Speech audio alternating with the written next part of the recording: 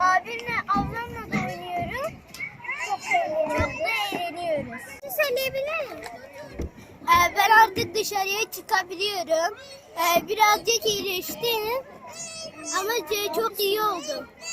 İlk kez parka çıkma duygusunu anladım. Ve bundan çok mutluyum.